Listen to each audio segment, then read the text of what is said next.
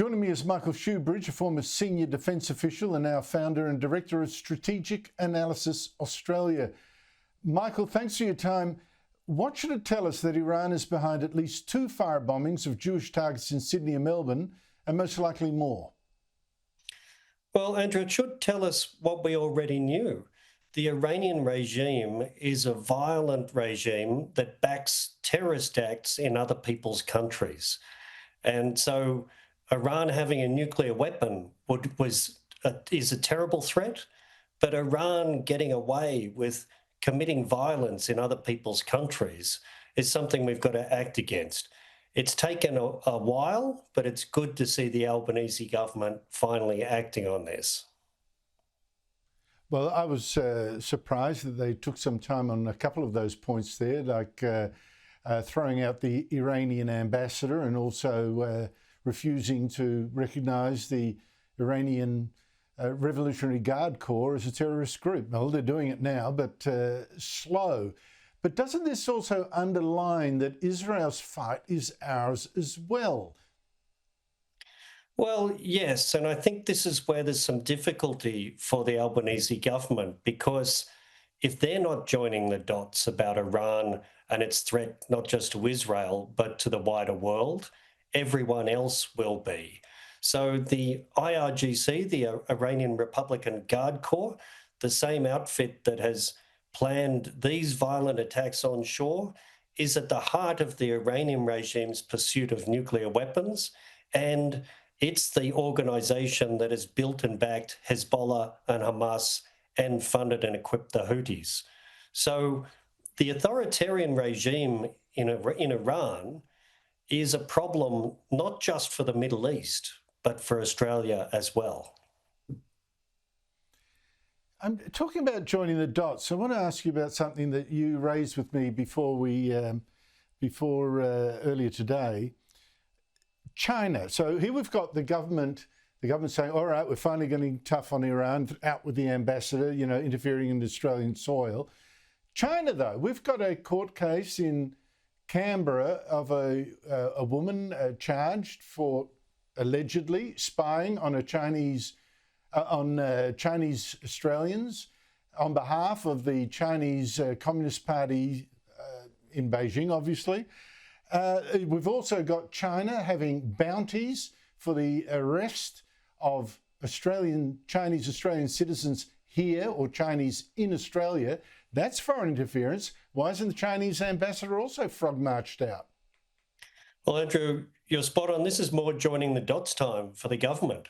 So if we should expel the Iranian ambassador and 3 Iranian diplomats because the Iranian government has been planning and conducting criminal acts on Australian soil, well, that court case going on in Canberra right now says that the Chinese government has been behind planning and tasking criminal acts in Australia. And those Hong Kong bounties on people living peacefully in Australia are another example that goes straight to the government in Beijing. So do we have a different standard for how we're treating the Chinese ambassador and Chinese diplomats to how we're treating the Iranians? And let me underline again that Iran and China are part of an alliance with North Korea and Russia that is threatening the West now. Let's not treat them as discrete entities in one sense. And this makes it really part of a dangerous world now, Michael. Like this alliance of tyrannies, we've talked about it before, Russia, China, North Korea and Iran, and how the Albanese government is, in my opinion, at least not taking it seriously enough. We've now got even more evidence that our biggest ever investment in Australia's defence, the 3 or more nuclear subs that we are buying from America, is in real trouble. The confusion today, I have to say, is extraordinary. You had Defence Minister Richard Marles announcing on Sunday he was dashing off suddenly to see Donald Trump's Defence Secretary, Pete Hegseth, whose department is now reviewing whether the US can even afford to sell us their submarines, it's so short of its submarines of its own, and whether it can trust us with them. Like, will we come to America's aid with those subs should it all hit the fan? But when Marles got to Washington overnight, he found no meeting had been locked in, although he will now see the US Secretary of State.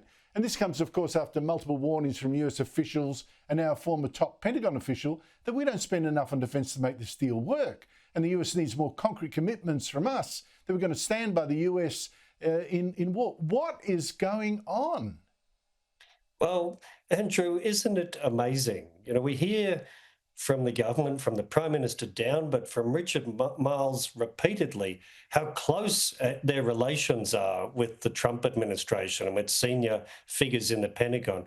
In fact, Richard Marles has said he's spoken frequently with the Pentagon Secretary, Pete Hegseth, and that's why he's sure that AUKUS is in such great shape. It turns out that he may not even be able to get a meeting with the Pentagon chief when he's flown to Washington. So something doesn't add up. If everything is humming like a top between our government and the US government, what the hell is going on with this visit? But the more serious thing I think this shows us is Washington just isn't that in to the Australian government. They're not making it a priority to meet with our Deputy Prime Minister. AUKUS is more important to us than it is to America, and our government seems to have failed to notice that.